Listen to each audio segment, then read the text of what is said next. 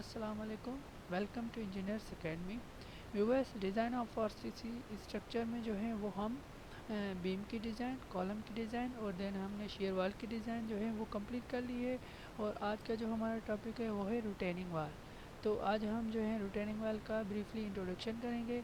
Then जो है वो हम इसका स्टेप बाय प्रोसीजर सीखेंगे और फिर हम इसकी डिज़ाइन करेंगे प्रॉपरली एक एग्जांपल लेके। ठीक है, तो इस तरह से जो है सारे टॉपिक भी हमने कवर किए हैं। पहले हम थोड़ा सा उनका थोड़ा इंट्रोडक्शन करते हैं और फिर हम उनका स्टेप बाय प्रोसीजर सीखते हैं डिज़ाइन का और फिर हम उन पर एग्जांपल भी करते हैं। तो स्टार्ट करते हैं। तो पहले कि रिटेनिंग वाल होती क्या है। ठीक है, तो ये भी नाम से ही पता चल रहा है कि एक वाल है। ठीक है, तो हम इसको रिटेनिंग वाल क्यों कहते हैं? क्योंकि ये जो है वो अपने जो इसके बैकफिल में जो चीज़ होती है इसको रिटेन कर रही थी। ठीक है, इसलिए हम इसको रिटेनिंग वाल कहते हैं। जैसे कि मासेस ऑफ अर्थ। ठीक है, ये एक ऐसी वॉल है जो किसी मास ऑफ अर्थ को जो है वो रिटेन कर रही होती है, इसलिए हम इसको रिटेनिंग वाल कहते हैं। ठीक है, कहाँ पे ये यूज़ होती है? They are used in many design situations where there are abrupt changes in the ground slopes. ठीक है, ये कहाँ पे यूज़ होती है? वहाँ पे जहाँ पे एब्रप्ट चेंजेस होती हैं, यानी कि जहाँ पे जैसे कि लैंड स्लाइडिंग होती है। ये एक एग्जांपल है एब्रप्ट चेंजेस का। ठीक है, लैंड स्लाइडिंग जहाँ पे होती है, क्योंकि अगर वहाँ से कोई रोड गुजरा है और वहाँ पे जो अबव जो साइड में जो भी चीज़ है, यानी कि कोई भी जो है माउंटेन वगैरह है, वहाँ पे अगर लैंड स्लाइडिंग हुई तो वो रोड जो है वो बंद हो सकता है। तो वहाँ पे हम रिटेनिंग वाल प्रोवाइड कर देते हैं ताकि उस लैंड स्लाइड को वो जो है वो रिटेन करें। Retaining retaining walls are used in many other locations such as for bridges, abutments, basements walls and जो है वो कलवर्ट्स। तो इन जो है वो पोजीशंस पे भी रिटेनिंग वाल यूज़ की जाती है। टाइप क्या होते हैं रिटेनिंग वाल के? ग्रेविटी रिटेनिंग वाल जो है वो एक टाइप है इसका। ये ऐसा एक टाइप है जो यहाँ पे जो है वो रिटेनिंग वाल जो है फुल्ली सपोर्टेड होती है अपने ही वेट पे। ठीक है, तो उसका जो भी यानी कि रिटेनिंग जो पावर है वो इसका अपना वेट है, यानी कि अपने बलबूते पे ये जो है वो मास को रिटेन कर रहती है। देन जो है वो सेमी ग्रेविटी रिटेनिंग वाल है। In this type of retaining wall have a wider base to improve the stability of the wall. ये सेम ग्रेविटी रिटेनिंग वाल की तरह होती है, पर इसमें जो है वो एक आर्टिफिशियली हम इसका जो नीचे जो इसका बेस होता है उसको जो है वो हम थोड़ा लार्ज कर देते हैं, वाइड करते हैं, ताकि ये मोर जो है वो स्टेबल हो जाए। देखिए, रिटेनिंग वाल के जो टाइप हैं वो एक दूसरे से जुड़े हुए हैं। यानी जब पहले जो रिटेनिंग वाल जैसे समझे कि जो है वो पुराने दौर में जो है एक रिटेनिंग वाल जो बनाई जाती थी वो अपने ही बेसिस पे, यानी कि जो मटेरियल होता था जिस जो इस वाल में यूज़ किया जाता है वही उसको जो है वो स्टेबिलिटी दे रहा होता। फिर जो इम्प्रूवमेंट आई तो ऐसा हमने क्या किया कि उसके बेस को जो है एक्सटेंड कर दिया, यानी कि कंक्रीट जो बना के हमने उसको बनाया, तो वो और इम्प्रूव उसमें इम्प्रूवमेंट आ गई। इसी तरह से कैंटिलीवर रिटेनिंग वाल जो है वो मोर improve form of retaining wall है इससे सेमी ग्रेविटी रिटेनिंग वाल से। इसमें क्या होता है?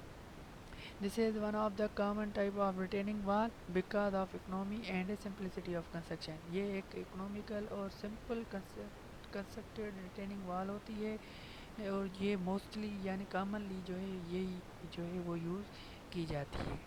ठीक है, उसके बाद काउंटर फॉर रिटेनिंग वाल। अब क्या है, जब हमने रिटेनिंग वाल को जो है वो बनाना स्टार्ट किया तो हम पहले एक वाल बना रहे थे, फिर हमने क्या किया, उसको एक लेटरली उसको सपोर्ट देना शुरू कर दी। ठीक है, जब हमने उसको वो सपोर्ट जो है मटेरियल वाली साइड दी, यानी कि उसमें जो लोड लग रहा था तो उन जो काउंटर फोर्ट जो हमने बनाए हुए थे मुख्तलिफ स्पेसिंग पे, उन पे जब लोड लग रहा था वहाँ पे उनमें जो है वो टेंशन आ रही थी। तो इस तरह से जो इस तरह की जो रिटेनिंग वाल थी उसको हमने काउंटर फोर्ट रिटेनिंग वाल कह दिया।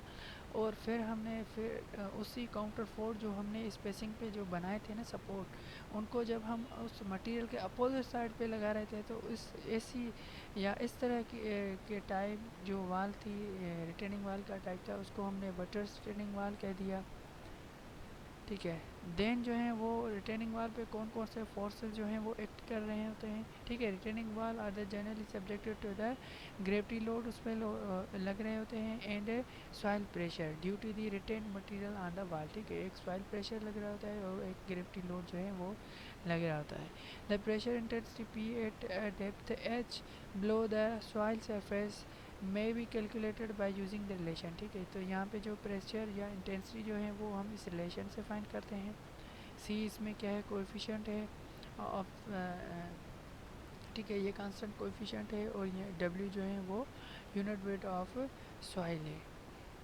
तो ये आगे फार्मूलाज हम डिटेल से पढ़ेंगे, तो यहाँ पे मैं थोड़ा सा जल्दी जाऊँगा। लेटर प्रेशर ऑन रिटेनिंग वाल पे लेटर प्रेशर भी लगते हैं। जाहिर बात है कि साइड से अगर रिटेन मटेरियल जो है वो, जाहिर बात है वो भी जो है यहाँ उस पर जो है लोड लगाए तो वो लेटरली लोड होगा, ठीक है। ये डिटेल में हम डिज़ाइन में पढ़ेंगे।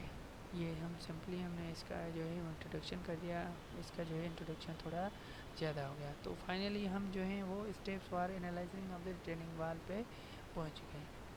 तो रिटेनिंग वाल को एनालाइज करने के लिए हम जो है वो ये स्टेप्स सीखेंगे। To analyse the retaining wall and check the safety of wall against overturning and sliding, the following steps are followed, ठीक है। अगर हम जो है किसी भी रिटेनिंग वाल को जो है उसकी जो है सेफ्टी चेक करने के लिए, यानी कि किसके अगेंस्ट, ओवरटर्निंग के लिए के हिसाब से, या स्लाइडिंग, यानी कि अगर ये यहाँ पे लोड लग रहे हैं तो क्या ये वाल जो है ओवरटर्न हो सकती है या नहीं, अगर हो सकती है तो कितना हम इसको स्टेबल बनाएं ताकि ये ओवरटर्न ना हो। तो ये हम ओवरटर्निंग के लिए हिसाब से हम इसकी सेफ्टी जो है वो चेक करते हैं। इस तरह से इतना लोड ना लगे कि वो जो बनी हुई जो रिटेनिंग वाल है वो स्लाइड हो जाए। तो इस हिसाब से भी हम इसको रिटेनिंग वाल को बनाने से पहले हम इसको डिज़ाइन करते हैं, चेक करते हैं, ठीक है। तो स्टेप वाइज अब हम इसकी डिज़ाइन को जो है डिस्कस कर रहे हैं। स्टेप नंबर 1 है calculate the soil pressure coefficient, ठीक है। जो सॉइल प्रेशर के कोएफिशिएंट हैं पहले स्टेप में हम वो फाइंड करते हैं। तो कौन कौन से हैं, एक पैसिव अर्थ प्रेशर होता है, एक जो है एक्टिव अर्थ प्रेशर होता है। एक्टिव हम अर्थ प्रेशर उस प्रेशर को कहते हैं जब जो वाल है वो जो है वो मूव करे जो अवे फ्राम रिटेन मटेरियल से, अगर अवे फ्राम जो उसकी मूवमेंट है उसको हम एक्टिव प्रेशर कहते हैं, और जो इनवर्ड यानी कि उसके उसी साइड पे जो है मूव करे जिस साइड पे मटेरियल है तो उसको हम पैसिव प्रेशर कहते हैं।